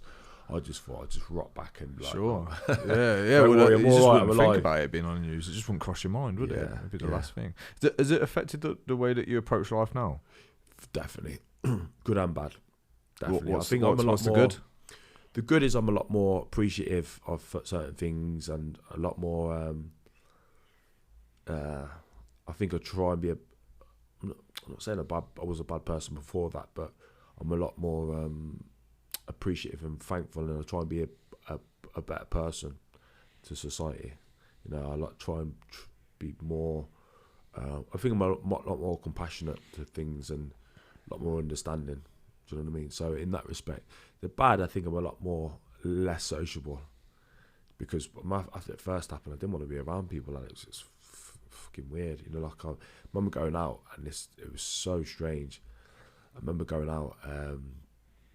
Must have been about a few months or 6 months after it happened, and I still was, you know, not able to walk, but I wasn't 100%. Let's put it like that. And I remember it was my first time out with my mates, and it was like we were in Solihull, and I was just so paranoid and just didn't want to be around people. I felt really just so. It was like I was in a film. It was fucking weird, man. And yeah, so I think, and even after that, like it took me a while to, even though I started training back at the Red Corner and stuff, but even to do PTs, I felt tarnished as a person. Do you know what I mean? I didn't feel like the same person, and I still don't feel now. I feel there's a lot of stuff I've still got to work on, but I think that will come, you know, step by step, and I feel like I think the boxing's helped a lot, and I feel like that. I don't know. What do you think you've got to work on now? I feel like I need to be a bit more sociable, or make an effort with people, you know, a bit more, because I don't know. I look back when I was 24, and I was a bit more, not say bubbly. I think as you get older, that changes, doesn't it? But a lot more forthcoming socially. Do you know what I mean? Like I like to be quite a bit of a loner like that. Do you know what I mean? I like to be on my own, and don't like to. Well, that surprises me, man. I didn't know that about you. Yeah. I don't know whether. Do you feel like you should, or you want to be more social? I think I want to be more. I think I definitely like. I think it's hard sometimes. I think when you things like that have happened, maybe I haven't dealt with it properly, but I feel like I need to be a lot more, you know. And it's funny, really, because it sounds a contradiction because of the job that I do, but it's 1-to-1. You know what I mean? Like even the classes is kind of like I can be a lot more thing, but I think that helps a lot. But I think, you know, being, I feel I need to be a lot more sociable. I wish I was like that, a lot more like that. Do you know what I mean? A lot more social. I do. I think as you live on this planet for a long time, you just experience things, like some good from people and some bad. I think some of the bad can tarnish you a little bit. They scar you a little bit. Yeah. You start to doubt people. We start to question people. That's what. Yeah, exactly. You see what they're capable. Yeah. That's the thing. I think I don't trust a lot of people, because I think because of that. I think there's a lot of. That's what I'm trying to say. I don't really answer the question very well, but I think having that doubt and feeling like everyone's got an agenda, or everyone's out to do you bad, Do you know what I mean? Not everyone's like that. So I think that getting that trust back in people and gradually me making an effort to find that people are not everyone's like that. So you know what I mean? So yeah, that's been my hardest story to break down as well. When I was 28, I met there was this woman in my life. It turned out she was fucking horrible. Really? Like, yeah, really horrible. And there's not many people I'd say that about. I'm talking like psychopathic, crazy. And I started to get this little story in my head that like, no, you can't trust. Like, no one could be trusted, especially not a woman. Do you know what I mean? All this bullshit and then you start to, and it's really dangerous when you tarnish everyone with the same brush. Yeah. And you go, no one can be trusted. That kind of thing. You start to retreat, and you just have your circle get smaller and smaller and smaller. Yeah. I get it, man. People are fucking complex. They're weird. Yeah. People are weird. Oh, I'm weird. You're weird. Everyone's weird. Do you know what I mean? It's like we're all weird in our own little thing, isn't it? Yeah, man. So what I do know, mate, is I'd rather have like 5 good people around me than to be sociable and not have what I would call many good friends. I don't think loneliness and being sociable necessarily relate that much. Yeah, that's true. That's true. I mean, but mate, it's totally understandable, man. Like what you went through is traumatic. I was going to ask you about this. I was like, you're still not traumatized by it? Because I think I know myself well. I think I would be. I think look, we all go through tough times, but I think because I know other people like similar stuff have happened, and they're quite outgoing, bubbly, and stuff like that. Whereas I'm the opposite. I'm a lot more. I think I've been a lot more reclusive, and you know, unless I know you, I'll be very chatty and stuff like that. But if I don't feel comfortable, I don't know whether that's just age or what, but I do know that I know I'm very aware of my personality and what I am as a person. And I just feel if there's one thing maybe that could be a New Year resolution thing, be a lot more like, you know, want to connect with people a lot more and be a lot more, because I feel like it sabotages what you do with work, you know, especially going into wanting to do things online. It's like I need to be a lot more, you know, out there as opposed to, you know, being quite reclusive, going to work and then just going home and, you know, I get it, mate. I get it. You're probably a bit like me, where if you're around the right people, you're probably, from what I pick up, you're probably the life and soul of the party.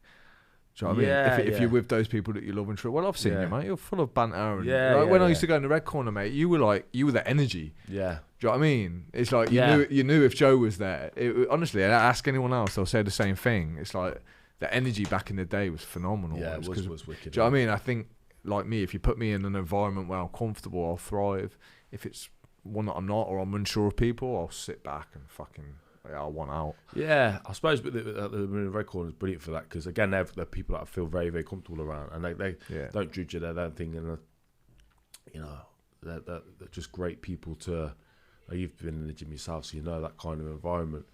But I mean, listen, without like sounding doom and gloom, that's just one thing that I want to work on. And to answer your question, that's something that has kind of affected me for the bad. Do you know what I mean? The good, I mean, there's a lot of good. Like I say, I'm a lot more appreciative and a lot more compassionate to things, and you know, I think I'm a better person in a lot of ways. But then there's the other side of me that I'm like, I wish I was a bit more like this. Do you know what I mean? So, of course, man, it's a human condition, isn't it? I don't think that'll ever change. No. Yeah, I'm not a fan of trying to get rid of all these things that aren't good in us. No, I think it's more torturous to try and be good all the time. Yeah.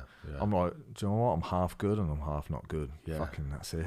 Yeah. Do you know what I mean? I'll try and attach onto the good a bit more, but there's some stuff in me, and it ain't going anywhere. Yeah. I've had therapy for fucking years, mate. It ain't going anywhere. Do you know what I mean? It's fucking stuck. So it's just decisions, and I don't know, man. It's fucking life, innit? Like you say, it's a journey, innit? It's a journey, man. I mean, the fact that you're back in the ring fighting's what a fucking comeback. So what's next for you then on a professional and a personal level? Okay, professionally, I should be fighting again on the 20th. Or sort of like the end of Feb, 25th of Feb. Hopefully that'll either be in the UK or in Spain, and just continue on my career, really. I was supposed to fight on Friday, just gone, but we didn't have an opponent, and opponents that were kind of like, they're asking for stupid money and they weren't even that good. So I was like, I'd rather just sit this one out, because it's not going to do anything for my career, and people don't want to see me fight, you know, a fucking punch bag or a journeyman. So I thought, you know, I'll give myself a nice Christmas, still be ticking over training, fight at the end of Feb, and then push on and hopefully, you know, big fights next year. That's my plan. With the gym wise, you know, I'm looking to keep pushing on with that. Maybe go online as well. Set up like the online sort of business. I've got a few things that I'm looking at doing, and just personally, just be a better person and just work on all the things that, you know, we were about then, and just keep living. What's the dream fight for you? Like, if you could pick your dream fight next year, like your big one. Let's say you had one more fight in you. Yeah, one more. I'd like to fight for a British title, but I know there's a pecking order of people that whatnot. But that would be, if I win a British title, that would be. I said to myself after I come back from obviously Vegas, world title. You talk about world title admissions and stuff like that, but I feel like after everything, that would be a massive achievement. That'd be a world title. Troy said exactly the same thing, Yeah. He's like, if I had got that belt, that would have made me. Yeah, that's the British. Growing up for me, Alex, was like the British title was domestically. If you win that, you're a G. You know what I mean? Yeah. Because people remember you in Britain. Like, even the world champions, some of them from Britain, I don't even remember. But like the British title fights were like, wow. Like you're. Boxing was class back in our day too. Yeah, man. Watching Ben and Eubank growing up. Yeah, but they were wicked, weren't they? Ben and Eubank, Nazim. I didn't realise how when the scene was. He was the boy. He was my favourite. You don't realise how good these guys are until you look back now and go, and they were proper hard as well. Like, hard bastards. Tough. But good, fast boxers as well. And the heavyweights were fast as fuck, man. Like, go back to your Tyson era, man. That guy could move. Like, yeah, he could punch really. Yeah. I swear they'd tear it up now. Do you not think? Yeah. Like, AJ, I love AJ. I mean, AJ's the man. Like, he's cool as fucking he. But like, I just can't see him ever competing for speed and all that against these. Even like Lewis, they were fast, man. I think Lewis was a G. Lewis was wicked, man. Like, that jab was sick. He was his class is so underrated. Not underrated, but like he didn't get the credit. I think because he was, he fought for Canada in the Olympics, but he didn't get the credentials he should have got at the time until after he retired. But he was wicked, man. Do you spend much time thinking about life after boxing? Like, do you feel like, do you ever worry about your physical game passing like your best? Yeah, but hopefully by that point I'll have a family. Yeah, and I'll be like, I'll put it to my kids. Do you know what I mean? Got you. Yeah. I find that horrible. I'm feeling like I'm not as fit as I was 4 years ago. Really? Yeah, mate. I'm 38. I've got knee injuries now. I just know I'm not. I think I know I'm not going to be as fit as I was. Yeah. Because in my 20s and early 30s, I was in not just good shape, but I could do a lot of stuff. Yeah, you should train a lot, didn't you, mate? Yeah, I still do, man. I still train really hard, but it's just becoming harder. And doing BJJ now, I'm rolling with guys in their 20s. These guys are they're hard work, man. Do you not feel like you're stronger though? Like, I feel now, stronger.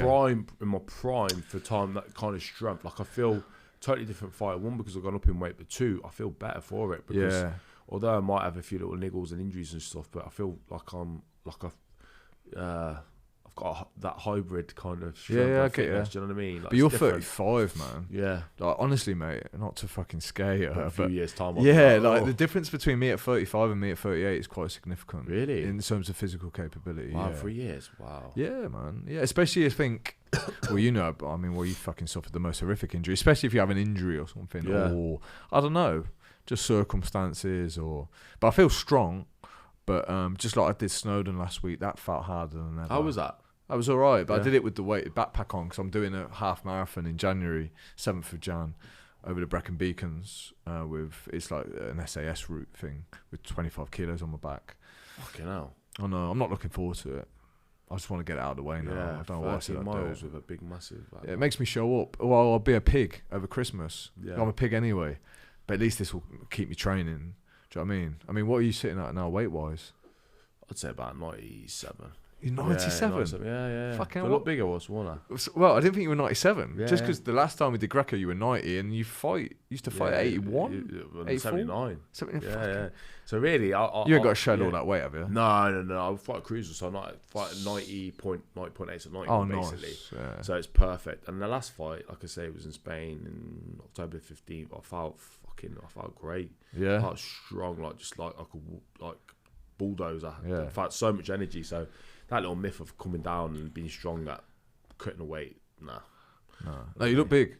Yeah. You look I feel good big. though. I feel really, really good. That's what I'm saying. I feel like I've really come into my own in terms of like strength and a man. Do you know what I mean? I feel like this is now like forget if there's any better than this, and you're not sitting lean at that weight, are you? Surely. Yeah, you're lean at 87. We'll put it this way: I got my 96 kilos. I was 3 weeks ago, and I went down to Northampton. Well, went up to Northampton, or wherever it is, and I had my testing done, and I was like 10% body fat at 96 kg. Yeah, Fucking hell, man. yeah, 10% body fat. Yeah, Shit. like, and it was like the best testing. It was like 96, and my VO2 max was fucking about like an 18-year-old. Yeah, massive. Yeah, that don't surprise me, man. You always had an engine. You always had an engine, didn't you? You were always fit. Fit. Cardio. So. People, I can't remember. Was it Jeff Monson who came down? You were doing some training. It was one of the guys anyway at elite level, and you went out for a run with him. I can't remember who it was. No. Oh, Steve Bendel, wasn't it? Yeah, was it? Yeah, it was like Steve fucking hell. Yeah. Do you know what I mean? Yeah. You were smashing out 10k like it was just. Yeah, you do that before you started training. Do you know what I mean? It was next level, mate. So yeah, that's. I have to be about 84 kilos to sit at 7%. Really? Yeah, I'm. Well, you got to be about 90 now. I'm 84 today. 84. Bang 84. on. What can I look bigger than that? I'm lean. I'm strong. Yeah. I'm strong at 84. I love the idea of being bigger, but I just get fat. Really? Yeah, down these sides. Looks horrible, man. You must be lean. Must be lean for that. Yeah. I'm probably sitting about the same, 7%, 8%. Yeah, I feel all right, man. Yeah. I'm never happy, mate. If I'm ripped, I want to be bigger. If I'm bigger, I want to be leaner. Yeah. Do you know what I mean? But that's what keeps me hungry. I go in the gym and attack it. Yeah. I just love that, getting in there and doing the job, man. Fair play, man. Good. Mate, it's been a pleasure. Been wicked, Alex. I know, it's good to see you. You're a good guy, man. Yeah. You've got what a fucking story. Mate. I mean, what a story, and we continue, mate. Yeah, continue through this mad thing we call life. Well, it's inspirational, is what it is, mate. Yeah. It's like I was listening to the podcast you did, and I was just sat there and thought, fucking hell, this guy's. You've been through it, man. You heard of Soldier's Eyes? No. It's I can't remember who I heard this phrase. You know, when you look in the guy's eyes, you can see he's been through some fucking battles. You got those fucking eyes, man. You got stories. Yeah, it's inspirational. Like I say, I've had a good life, Alex, but for the fuck, it's not been rosy like most people. So it's you just gotta just enjoy it. That's the only thing I could say. Is even the good times and the bad times, you just gotta go. You know what? It's shaping me who I am. Mate, I'm gonna get on that suicide, man. Mate, thank you for your time, man. It's been a pleasure. No, it's been a privilege, brother. Thank you, man. Pleasure. Mate, thank you.